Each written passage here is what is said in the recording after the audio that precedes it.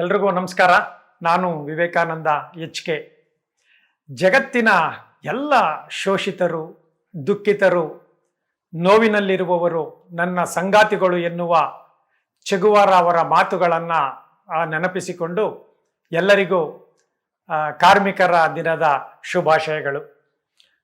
ಒಂದು ರೀತಿಯಲ್ಲಿ ಜಗತ್ತಿನ ಎಲ್ಲರೂ ಕೂಡ, ಎಲ್ಲ ಜೀವರಾಶಿಗಳು ಕೂಡ ಕಾರ್ಮಿಕರೇ. ಅಂದರೆ ಹುಟ್ಟಿನಿಂದ ಸಾಯುವವರೆಗೂ ಕೂಡ ಒಂದು ರೀತಿಯಲ್ಲಿ ನಿರಂತರವಾಗಿ ಏನನ್ನಾದರೂ ಕೆಲಸ ಮಾಡ್ತಾನೆ ಜೀವಿಸಬೇಕು. ಎಲ್ಲ ಪ್ರಾಣಿ ಪಕ್ಷಿಗಳು ತನ್ನ ಆಹಾರಕ್ಕಾಗಿ ಅಥವಾ ತನ್ನ ಜೀವದ ಉಳಿವಿಗಾಗಿ ಪ್ರಯತ್ನ ಪಡಬೇಕು. ಆದ್ರಿಂದ ಎಲ್ಲರೂ ಕೂಡ ಕಾರ್ಮಿಕರೇ. ಆದರೆ ಅದು ಆಧುನಿಕತೆ ಬೆಳೆದಂತೆ ಬೇರೆ ಬೇರೆ ವಿಚಾರಗಳು, ಬೇರೆ ಬೇರೆ ಚಿಂತನೆಗಳು, ಬದುಕು ಸಂಕೀರ್ಣ ಆದಂತೆ, ಜೊತೆಗೆ ಜನರ ಬೇಡಿಕೆಗಳು ಹೆಚ್ಚಾದಂತೆ ಈ ಒಂದು ಕಾರ್ಮಿಕ ವರ್ಗ ಅನ್ನೋದೇನಿದೆ, ಕಾರ್ಮಿಕ ವರ್ಗ ಮತ್ತು ಆಳುವ ವರ್ಗ, ಶೋಷಿತರು ಮತ್ತು ಶೋಷಕರು, ಅಂದ್ರೆ ಆ ರೀತಿಯ ಒಂದು ಸಮಾಜ ನಿರ್ಮಾಣ ಆಗ್ಲಿಕ್ಕೆ ಶುರುವಾಯಿತು. ನಿಧಾನ ಪ್ರಾರಂಭದಿಂದನೂ ಅಷ್ಟೇ.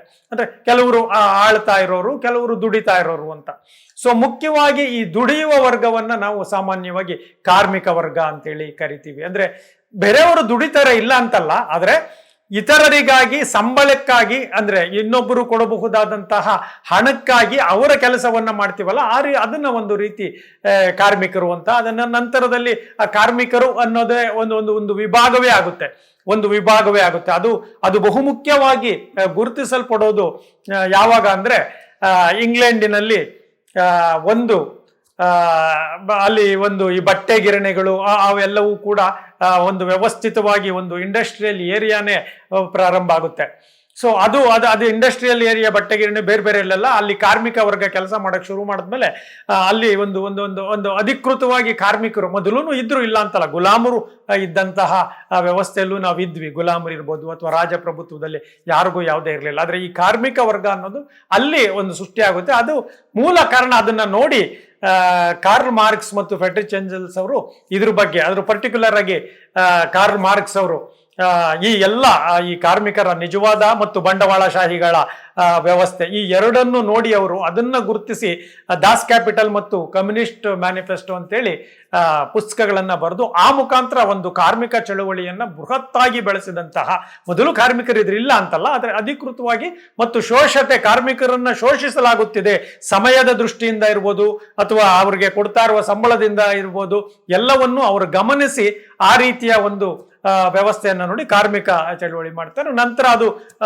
ಸಮತಾವಾದ, ಸಮಾಜವಾದ, ಕಮ್ಯುನಿಸಂ ಅಂತ ನಾವೇನ್ ಕರಿತೀವಿ, ಆ ಮುಖಾಂತರ ಈ ಕಾರ್ಮಿಕ ಚಳುವಳಿಗಳು ಪ್ರಾರಂಭ ಆಗ್ತವೆ.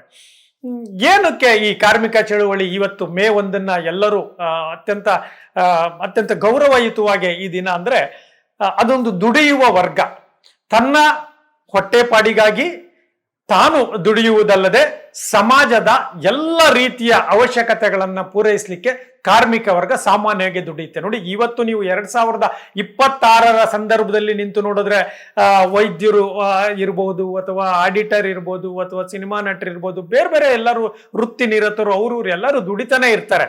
ಆದ್ರೆ ಈ ಕಾರ್ಮಿಕ ವರ್ಗ ಅಂತ ಇರುತ್ತೆ ನೋಡಿ, ಒಂದಕ್ಕೆ ತನ್ನದೇ ಆದ ಘನತೆಯನ್ನ ಇರ್ತವೆ ಕೆಲವೆಲ್ಲ ಉದ್ಯೋಗಗಳು.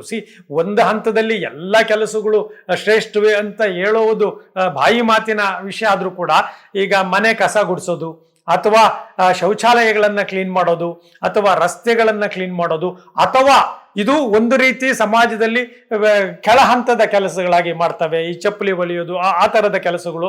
ಇನ್ನೊಂದು ಗಣಿಗಳಲ್ಲಿ ಕೆಲಸ ಮಾಡೋದು ಅಥವಾ ಈ ಕಬ್ಬಿಣದ ಕಾದು ಬೇರೆ ಬೇರೆ ಕೆಲಸ ಮಾಡೋದು, ಅಂದ್ರೆ ಮತ್ತು ಧೂಳಿನಲ್ಲಿ ಸಿಮೆಂಟ್ ಫ್ಯಾಕ್ಟರಿಗಳಲ್ಲಿ ಕೆಲಸ ಮಾಡೋದು.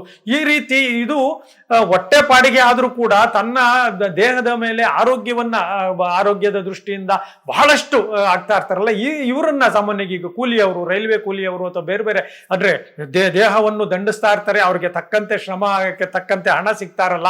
ಈ ಕಾರಣಕ್ಕಾಗಿಯೇ ಇವತ್ತಿನ ದಿನವನ್ನ ನಾವು ವ್ಯಕ್ತಿಯ ಘನತೆಯನ್ನ ಕಾಪಾಡುವಂತಹ ದಿನ ಅಂತೇಳಿ ನಾವು ಈ ಮೇ 1 ಆಚರಿಸಬೇಕಾಗುತ್ತೆ. ಯಾಕೆಂದ್ರೆ ವೃತ್ತಿ ಅನಿವಾರ್ಯ, ಎಲ್ಲರೂ ಏನೋ ಮಾಡ್ಲೇಬೇಕಾಗುತ್ತೆ. ಯಾರೋ ಒಬ್ರು ಕಸ ಗುಡಿಸ್ಲೇಬೇಕಾಗುತ್ತೆ, ಯಾರೋ ಒಬ್ರು ಶೌಚಾಲಯ ಕ್ಲೀನ್ ಮಾಡ್ಬೇಕಾಗುತ್ತೆ, ಯಾರೋ ಒಬ್ರು ಗಣಿಯಲ್ಲಿ ಕೆಲಸ ಮಾಡ್ಲೇಬೇಕಾಗುತ್ತೆ. ಆದ್ರೆ ಕೆಲಸದ ಬಗ್ಗೆ ನಮ್ಮದು ಅಬ್ಜೆಕ್ಷನ್ ಇಲ್ಲ. ಕೆಲಸ ಮಾಡುವವರ ಹಿತಾಸಕ್ತಿಯನ್ನ ಕಾಪಾಡಬೇಕು, ಕೆಲಸ ಮಾಡುವವರ ಘನತೆಯನ್ನ ಕಾಪಾಡಬೇಕಲ್ಲ, ಇದು ಕಾರ್ಮಿಕರ ದಿನದ ಮಹತ್ವ. ನಾನು ಅವ್ರ ಕೆಲಸ ಮಾಡಬಾರ್ದು ಅಂತ ನಾನು ಹೇಳೋದಿಲ್ಲ. ಯಾರೋ ಒಬ್ರಲ್ಲ ಒಬ್ರು ಕೆಲಸ ಮಾಡ್ಲೇಬೇಕಾಗುತ್ತೆ ಅದನ್ನ.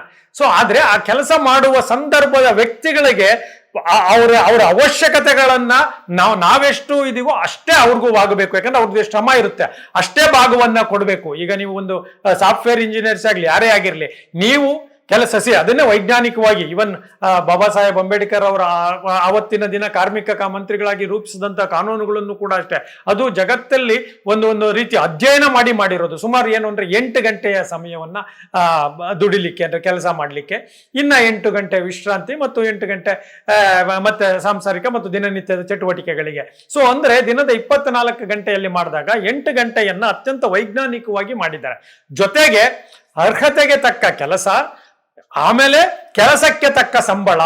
ಇದು ಕಾರ್ಮಿಕರ ದಿನದಿಂದ ಎಲ್ಲರೂ ಕೂಡ ಮಾಡಬೇಕು. ಕೆಲಸಕ್ಕೆ ತಕ್ಕ ಸಂಬಳ, ಶ್ರಮಕ್ಕೆ ತಕ್ಕ ಸಂಬಳ ಇದೆಯಲ್ಲ ಅದು ಇರಬೇಕು. ಆಮೇಲೆ ಈ ಶ್ರಮಕ್ಕೆ ತಕ್ಕ ಸಂಬಳದ ಜೊತೆ ನಿಮಗೆ ಒಂದು ಜೀವನಕ್ಕೆ ಅವಶ್ಯಕತೆ ಏನಿದೆ, ಈಗಿನ ಕಾಲದಲ್ಲಿ ಒಂದು ಊರಲ್ಲಿ ಅಥವಾ ಈಗ ಉದಾಹರಣೆ ಬೆಂಗಳೂರಲ್ಲಿ ಅಥವಾ ಇನ್ನೆಲ್ಲೋ ತುಮಕೂರಲ್ಲಿ ಅಥವಾ ಬೀದರಲ್ಲಿ ಅಥವಾ ಇನ್ನೆಲ್ಲೋ ಎಲ್ಲೇ ಆಗಿರ್ಲಿ, ಯಾವುದೋ ಒಂದು ಹಳ್ಳಿಯಲ್ಲೇ ಇರಲಿ, ನೀವು ವಾಸ ಮಾಡಬೇಕು ಅಂದ್ರೆ ನಿಮಗೆ ಆ ಕನಿಷ್ಠ ಅವಶ್ಯಕತೆಯನ್ನು ಪೂರೈಸ್ಕೊಳ್ಲಿಕ್ಕೆ ಎಷ್ಟು ಹಣದ ಅವಶ್ಯಕತೆ ಇದೆ, ಎಷ್ಟು ಈಗ ಸಾವಿರಗಳಲ್ಲಿ ಲೆಕ್ಕ ಹಾಕೊಂಡ್ರೆ ಎಷ್ಟಿದೆ, ಅದು ಬಹಳ ಮುಖ್ಯ ಆಗುತ್ತೆ. ಯಾಕೆಂದ್ರೆ ಯಾರೋ ಒಬ್ರು ಯಾವುದೋ ರೀತಿಯ ಒಂದು ಕೆಲಸಗಳನ್ನ ಮಾಡ್ತಾ ಅವರು ಕೋಟ್ಯಾಂತರ ರೂಪಾಯಿ, ಲಕ್ಷಾಂತರ ರೂಪಾಯಿ ಸಂಪಾದನೆ ಮಾಡಿಕೊಂಡು ಇನ್ಯಾರೋ ಶ್ರಮ ಪಡ್ತಾ ಇರೋರಿಗೆ 5,000 10,000 ಕೊಟ್ಟು ಅವರು ಆಸ್ಪತ್ರೆ ಖರ್ಚಿಗಾಗಲ್ಲ, ಮಕ್ಕಳ ಖರ್ಚಿಗಾಗೋದಿಲ್ಲ, ಶಿಕ್ಷಣಕ್ಕಾಗೋದಿಲ್ಲ, ಮದುವೆಗಾಗೋದಿಲ್ಲ, ಇಷ್ಟಪಟ್ಟ ಊಟ ಬಟ್ಟೆಯನ್ನು ಕೂಡ ಮಾಡ್ಲಿಕ್ಕೆ ಸಾಧ್ಯವಾಗದೇ ಇಲ್ಲ ಅನ್ನುವಂತ ಪರಿಸ್ಥಿತಿ ಕಾರ್ಮಿಕರಿಗೆ ಇದೆ ಅಂದಾಗ ಅದನ್ನ ಹೋಗಲಾಡಿಸೋದಕ್ಕೆ ಈ ಕಾರ್ಮಿಕ ದಿನವನ್ನ ನಾವುಗಳೆಲ್ಲರೂ ಕೂಡ, ಪರ್ಟಿಕ್ಯುಲರ್ ಆಗಿ ಸರ್ಕಾರ ಮತ್ತು ಜನ ಎಲ್ಲರೂ ಕೂಡ ಯೋಚನೆ ಮಾಡಬೇಕಾಗಿರೋದು ಅದನ್ನ. ಯಾಕೆಂದ್ರೆ ಈಗ ಆಧುನಿಕ ಬಂದ್ ಆಗೋಗಿದೆ. ಈ ಕ್ಷಣದಲ್ಲಾದ್ರೂ ಅತ್ಯಂತ ಎಲ್ಲಾರ್ದು ಡೇಟಾಗಳು ಸಿಗ್ತವೆ ನಮಗೆ, ಎಲ್ಲರ ಅವಶ್ಯಕತೆಗಳು ಅನಿವಾರ್ಯತೆಗಳ ಬಗ್ಗೆ ನಮಗೆ ಗೊತ್ತಿದೆ. ಈಗ ಕೂಡ ಕಾರ್ಮಿಕರ ದಿನಾಚರಣೆಯನ್ನ ನಾವು ಕೇವಲ ಅದೊಂದು ಹಕ್ಕುಗಳ ಹೋರಾಟ, ಈಗಲೂ ನೋಡಿದಿರಿ, ಈಗಲೂ ಹೋರಾಟಗಳು ನಡೀತಾನೆ ಇದ್ದಾವೆ. ಈಗ ಇತ್ತೀಚೆಗಷ್ಟೇ ಈಗ ಇನ್ನೇನು KSRTC ನೌಕರರು ಕೆಲಸ ಮಾಡ್ತಾರೆ, ಅಂಗನವಾಡಿ ಕಾರ್ಯಕರ್ತರು ಸ್ಟ್ರೈಕ್ ಮಾಡ್ತಾರೆ, ಮತ್ತೆ ಬೇರೆ ಬೇರೆ ಎಲ್ಲ ಕಾರ್ಮಿಕರು ಎಲ್ಲರೂ ಸ್ಟ್ರೈಕ್ ಮಾಡ್ತಾರೆ. ಯಾಕೆಂದ್ರೆ ಅದು ಆಗ್ತಾ ಇಲ್ಲ.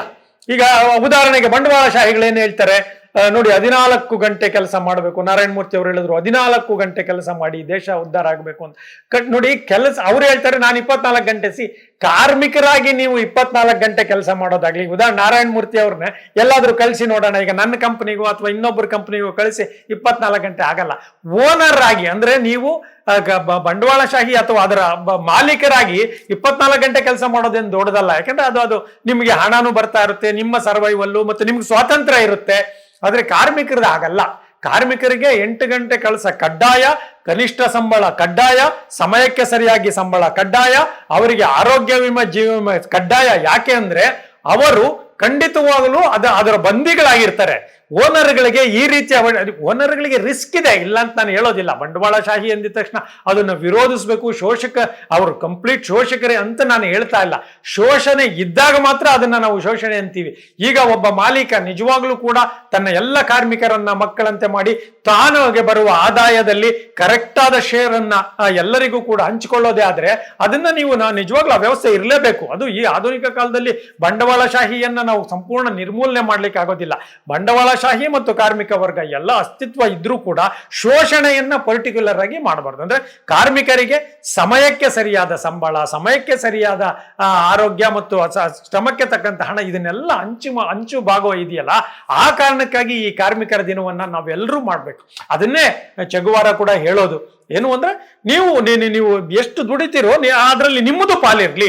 ನಿಮ್ಮ ಬೆವರಿನ ಫಲದಿಂದ ಇನ್ನೊಬ್ಬ ಯಾರೋ ಅದನ್ನ ಮಜಾ ಒಡಾಯಿಸ್ಕೊಂಡು ಅದೇ ದುಡ್ಡನ್ನ ಇನ್ನೊಬ್ಬ, ನೋಡಿ ಇವಾಗ ಭಾರತದಲ್ಲಿ ಅತಿ ಹೆಚ್ಚು ಭ್ರಷ್ಟಾಚಾರ ಇದ್ದು ಇನ್ಯಾರೋ ಒಬ್ರು ಕಾರ್ಮಿಕರು ಅಥವಾ ಕೆಟ್ಟ ಹಣನ ತಗೊಂಬಂದು ಚುನಾವಣೆಗೆ ಸುರಿದು ಮತ್ತೆ ಚುನಾವಣೆ ಮಾಡಿ ಆ ಭ್ರಷ್ಟಾಚಾರದ ವಿಷಚಕ್ರ ಯಾಕಾಗಿದೆ ಅಂದ್ರೆ ಕಾರ್ಮಿಕರಿಗೆ ಸರಿಯಾದ ಸರಿಯಾದ ಸೌಕರ್ಯಗಳನ್ನ ಕೊಡದೆ ಅವರನ್ನ ಶೋಷಿಸಿಕೊಂಡು ಇವರು ಹಣ ಮಾಡ್ತಾ ಇರೋದು. ಮತ್ತು ಈ ರಿಯಲ್ ಎಸ್ಟೇಟು ಅಥವಾ ಚಿನ್ನ ಈ ರೀತಿಯ ಅಬ್ನಾರ್ಮಲ್ ಗ್ರೋತ್ ಇಂದಾಗಿ ಈ ವ್ಯವಸ್ಥೆ ಒಳಗಡೆ ಕಾರ್ಮಿಕರ ಮಾತು ಕಡಿಮೆ ಆಗ್ತಾ ಇದೆ. ಅದರಿಂದ ಕಾರ್ಮಿಕರಿಗೆ ನಾವು ಕೊಡ್ಬೇಕು, ಯಾಕಂದ್ರೆ ಕಾರ್ಮಿಕರು ನಮ್ಮ ಅಣ್ಣ ತಂಗಿ ಅಕ್ಕ ತಮ್ಮ ಎಲ್ಲ, ಈಗ ಮಹಿಳೆಯರಿಗೂ ಉದ್ಯೋಗ ಇರೋದ್ರಿಂದ ಅವರು ಕೂಡ ಕಾರ್ಮಿಕರೇ ಆಗ್ತಾರೆ. ಸೊ ಅದರಿಂದ ಅವ್ರನ್ನ ಗೌರವಿಸಬೇಕು. ಈಗ ಯಾವ್ದೋ ಮಾಲಲ್ಲಿ ಸೆಕ್ಯೂರಿಟಿ ಅಂದ್ಕೊಂಡು ನೀವು ಅವ್ರನ್ನ 18 ಅವರು 15 ಅವರು 12 ಅವರು ದುಡಿಸ್ಕೊಳ್ಳೋದು ನಮ್ಮ ಅಕ್ಕ ತಂಗಿರ್ನೆ ಅನ್ನೋದು ಎಷ್ಟಿದಾಗುತ್ತೆ. ಹೊಟ್ಟೆಪಾಡಿ ಅನಿವಾರ್ಯ, ಕರೆಕ್ಟು. ಆದ್ರೆ ಅದಕ್ಕೆ ಒಂದು ಮಿತಿ ಒಳಗಡೆ ಮಾಡೋದಿದೆಯಲ್ಲ, ಅದು ಬಹಳ ಮುಖ್ಯ. ಅದು ವ್ಯಕ್ತಿಯ ಘನತೆ ಕಾಪಾಡ್ತಾ ಕಾರ್ಮಿಕರನ್ನು ಕೂಡ ನಮ್ಮ ಕುಟುಂಬದ ಸದಸ್ಯರು ಅನ್ನುವ ವ್ಯವಸ್ಥೆ ಆದಷ್ಟು ಬೇಗ ಬರಲಿ. ಆ ನಿಟ್ಟಿನಲ್ಲಿ ನಾವೆಲ್ಲರೂ ಜಾಗೃತವಾಗಿ ಕಾರ್ಮಿಕರನ್ನ ಗೌರವಿಸುವಂತದ ಆಗಲಿ ಅಂತೇಳಿ ಈ ಕಾರ್ಮಿಕರ ದಿನದಂದು ನಾನು ಮತ್ತೊಮ್ಮೆ ಎಲ್ಲರಲ್ಲೂ ಮನವಿ ಮಾಡ್ಕೊಳ್ತೀನಿ. ಧನ್ಯವಾದಗಳು.